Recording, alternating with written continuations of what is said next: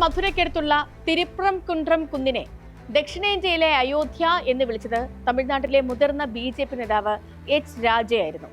ഹിന്ദുത്വവാദികളുടെ ദക്ഷിണേന്ത്യയിലെ വർഗീയതയുടെ പണിശാല എന്ന് DMKയും വിളിച്ചു പറഞ്ഞത് അതേ കുന്നുമായി നടന്ന വർഗീയ മുതലെടുപ്പ് കണ്ടുകൊണ്ട് തന്നെ.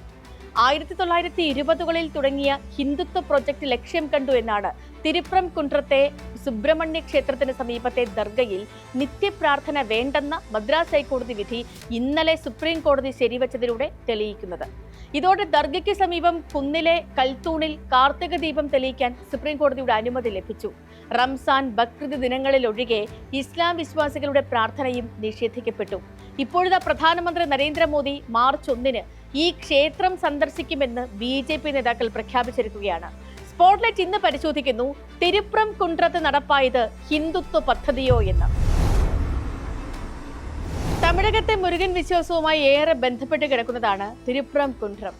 മുരുകന്റെ 6 പടൈ വീടുകളിൽ ഒന്നായാണ് ഈ തിരുപ്രംകുൻട്രത്തിലെ മുരുകൻ മല കണക്കാക്കപ്പെടുന്നത്. 6-ാം നൂറ്റാണ്ടിൽ നിർമ്മിച്ച മുരുകന്റെ ക്ഷേത്രം, അതേപോലെ കുന്നിൻ മുകളിൽ ഹസ്രത്ത് സുൽത്താൻ സിക്കന്ദർ ബാദുഷയുടെ ദർഗ, ജൈന സംസ്കാരം വിളിച്ചു പറയുന്ന പാറയിലെ കൊത്തുപണികൾ, ഇതൊക്കെ ഒരു കാലത്ത് മതമൈത്രിക്ക് പേരുകേട്ട കുന്നിൻ ചെരുവുകളായിരുന്നു. ഇവിടെ മതദ്വേഷത്തിന്റെ വിത്തുകൾ മുളച്ചു പൊന്തിയത് 1920കളിലാണ്. 100 വർഷത്തിലേറെയായി മുരുകക്ഷേത്രത്തിന് സമീപത്തുള്ള ഉച്ചിപ്പിള്ളയാർ മണ്ഡപത്തിലെ കീഴ്ഭാഗത്തെ ദീപസ്തംഭത്തിലാണ് കാർത്തിക ദീപം തെളിയിക്കാറുള്ളത്. എന്നാൽ ഇത് മാറ്റി സിക്കന്ദർ ദർഗയ്ക്ക് സമീപത്ത് ദീപത്തൂൺ എന്ന് വിളിക്കുന്ന കൽസ്തംഭത്തിൽ വിളക്ക് തെളിയിക്കണമെന്ന് സംഘപരിവാർ സംഘടനകൾ ആവശ്യപ്പെട്ടു.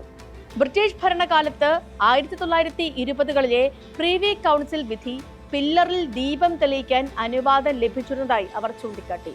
എന്നാൽ ഇത് വർഗീയ സംഘർഷത്തിനും കാലുഷ്യത്തിനും ഇടയാക്കുമെന്നാണ് DMK സർക്കാർ പറഞ്ഞ് എതിർത്തത്. പക്ഷേ BJP ആവട്ടെ ഇതൊരു വിശ്വാസ പ്രശ്നമാക്കിയെടുത്ത് മുതലെടുപ്പിനിറങ്ങി.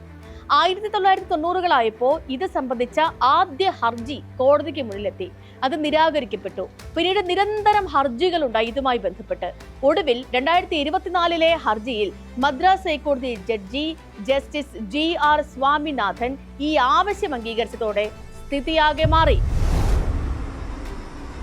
ദീപത്തൂണിൽ ദീപം തെളിയിക്കാൻ അനുവാദം നൽകണമെന്ന് ആവശ്യപ്പെട്ട് രാമ രവികുമാർ എന്നയാളുടെ ഹർജിയിൽ മദ്രാസ് ഹൈക്കോടതി സിംഗിൾ ബെഞ്ചാണ് ഇതിന് അനുമതി നൽകിയത്.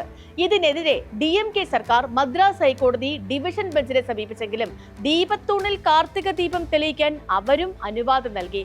തുടർന്ന് ദീപം തെളിയിക്കാൻ രാമ രവികുമാറും ഹിന്ദു മുന്നണി പ്രവർത്തകരും പോയെങ്കിലും DMK പ്രവർത്തകരും തമിഴ്നാട് സിറ്റി പോലീസും ചേർന്ന് ഇവരെ തടഞ്ഞു.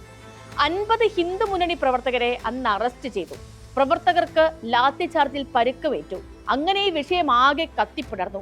ചുരുക്കി പറഞ്ഞാൽ തിരുപ്രംകുൻട്രം BJPക്ക് കിട്ടിയ സുവർണ അവസരമായി. ദർഗയ്ക്കടുത്ത ദീപം തെളിയിക്കുക, ഘട്ടം ഘട്ടമായി ദർഗയുടെ മേൽ തന്നെ അവകാശം ഉന്നയിക്കുക, എന്നിട്ട് ഇവിടം കലാപഭൂമിയാക്കുക, അതാണ് സംഘപരിവാർ തന്ത്രമെന്നാണ് DMK പറയുന്നത്.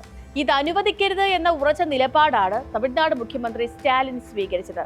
ബാബറി മസ്ജിദ് നിർമ്മിച്ചതുപോലെ തങ്ങളുടെ ഭൂമിയിൽ അന്യായമായി വന്ന ദർഗയാണിതെന്നാണ് ഹിന്ദുത്വവാദികൾ പറയുന്നത്. എന്നാൽ ഇത് ബ്രിട്ടീഷ് കാലത്ത് നിർമ്മിച്ച സർവേ സ്തംഭം മാത്രമാണ്, വിളക്കുതൂൺ പോലുമല്ലെന്നാണ് സർക്കാരിന്റെ വാദം. മുസ്ലിം വോട്ട് ലക്ഷ്യമിട്ട് ന്യൂനപക്ഷ പ്രീണനമാണ് സ്റ്റാലിൻ സർക്കാർ നടത്തുന്നത് എന്നാണ് ഹിന്ദു സംഘടനകളുടെ ആക്ഷേപം. അതിനിടയിൽ ഈ കേസ് പാർലമെന്റിലും സുപ്രീം കോടതിയിലും വരെ എത്തി. വിഷയത്തിൽ ഇന്ത്യ സഖ്യം DMKക്കൊപ്പമാണ്. തർക്കപ്രദേശത്ത് ദീപം തെളിയിക്കാൻ അനുമതി നൽകി മദ്രാസ് ഹൈക്കോടതി മധുര ബെഞ്ചിലെ ജസ്റ്റിസ് GR സ്വാമിനാഥനെതിരായി ഇംപീച്ച്മെന്റ് നടപടികൾ ഇന്ത്യ സഖ്യം ആവശ്യപ്പെട്ടിരുന്നു. ദർഗയിൽ റംസാൻ, ബക്രീദ് ദിനങ്ങളിൽ മാത്രമായി പ്രാർത്ഥനകൾ പരിമിതപ്പെടുത്തുകയും ഉത്സവങ്ങളിൽ പങ്കെടുക്കാവുന്നവരുടെ എണ്ണം 50ആയി നിശ്ചയിച്ചിട്ടുമുണ്ട്. മധുരയിലെ തിരുപ്രംകുൻട്രം ദർഗയിൽ മൃഗബലി നടത്താനും പാചകം ചെയ്യുന്നതും മദ്രാസ് ഹൈക്കോടതിയും സുപ്രീം കോടതിയും നിരോധിച്ചിരുന്നു. മൃഗബലി എന്നത് മൗലികമായ ഒരു മതപരമായ ആചാരമല്ലെന്ന് 2025 ഒക്ടോബർ മാസം മദ്രാസ് ഹൈക്കോടതിയുടെ മധുര ബെഞ്ച് പുറപ്പെടുവിച്ച വിധി വ്യക്തമാക്കി. സുപ്രീം കോടതിയും ഇക്കാര്യം കഴിഞ്ഞ ദിവസം ശരിവച്ചതാണ്. അങ്ങനെ തിരുപ്രംകുൻട്രം കുന്ന് ഒരു സംരക്ഷിത പുരാവസ്തു കേന്ദ്രമായതിനാൽ അവിടെ ഇത്തരം ആചാരങ്ങൾ അനുവദിക്കാനാവില്ല എന്ന് കോടതി വ്യക്തമാക്കി. കുന്നിലെ സിക്കന്ദർ ബാദുഷ ദർഗയിൽ മൃഗബലി നടത്താൻ മുസ്ലിം സംഘടനകൾ കോടതി അനുമതി തേടിയ പശ്ചാത്തലത്തിലാണ് ഉത്തരവ്. ദർഗ സംരക്ഷണത്തിനായി ഇസ്ലാമിക സംഘടനകളും രംഗത്ത് വന്നിരുന്നു.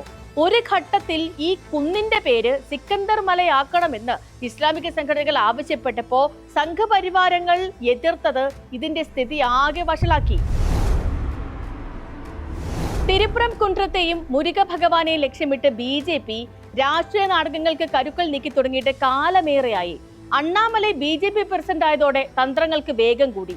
2020 കോവിഡ് കാലത്ത് മുരുക ഭഗവാനെ അപമാനിച്ചു എന്ന് പറഞ്ഞ് BJP അന്നൊരു വേലയാത്രയൊക്കെ നടത്തിയിരുന്നു. മുരുകനെ കുറിച്ചുള്ള ഭക്തിഗാനത്തെ അപമാനിക്കുന്ന വീഡിയോ ഒരു യൂട്യൂബ് ചാനൽ അപ്ലോഡ് ചെയ്തു. അതിനെ തുടർന്നായിരുന്നു BJP 1 മാസം നീണ്ടു നിൽക്കുന്ന വെട്രിവേൽ യാത്ര പ്രഖ്യാപിച്ചത്. യാത്രയുടെ ഒരു പ്രധാനപ്പെട്ട കേന്ദ്രവും നമ്മൾ ഈ പറയുന്ന തിരുപ്പുറം കുന്றம் തന്നെയായിരുന്നു. പക്ഷേ അന്ന് ഈ COVID-19 ഒക്കെ പശ്ചാത്തലത്തിൽ BJPക്ക് ഈ പദ്ധതി ഉപേക്ഷിക്കേണ്ടി വന്നു. വടക്കൻ സംസ്ഥാനങ്ങളിൽ സംഘപരിവാർ നടപ്പിലാക്കുന്ന മതരാഷ്ട്രീയം അവർക്ക് തമിഴകത്ത് ഇനിയും പൂർണ്ണാർത്ഥത്തിൽ നടപ്പാക്കാൻ കഴിഞ്ഞിട്ടില്ല. അയോധ്യ തർക്ക വിഷയമായതുപോലെ ഭരണകൂടത്തിന് എന്നതുപോലെ കോടതികൾക്കും തൊട്ടാൽ പൊള്ളുന്ന ഒരു വിഷയമാണിത്. മദ്രാസ് ഹൈക്കോടതിയുടെ വിധി സുപ്രീം കോടതി ശരിവച്ചതോടെ ഭരണകക്ഷിയായ DMK പ്രതിരോധത്തിലാണ്. ഈ പശ്ചാത്തലത്തിലാണ് ചെന്നൈയിലെ BJP മാർച്ചിൽ പങ്കെടുക്കാൻ എത്തുന്ന പ്രധാനമന്ത്രി തിരുപ്പുറം കുன்றവും സന്ദർശിക്കുമെന്ന് ഈ ഭാരവാഹികൾ പറയുന്നത്. ഏതായാലും തിരുപ്പുറം കുன்றത്ത് നടപ്പായത് മതം വച്ചുള്ള മുതലെടുപ്പുകളാണെന്ന കാര്യത്തിൽ ഒരു തർക്കവുമില്ല. ഒരു വിഭാഗത്തിന്റെ പ്രവർത്തനങ്ങൾക്ക് നിയമസാധുത ലഭിച്ചു എന്ന് മാത്രം. ഒരു ജനതയുടെ സ്വൈരവും സമാധാനവും കെടുത്തിയുള്ള വർഗീയ മുതലെടുപ്പുകൾക്ക് ഒരു രാഷ്ട്രീയ മത സംഘടനയ്ക്കും അവസരം നൽകിക്കൂടാ.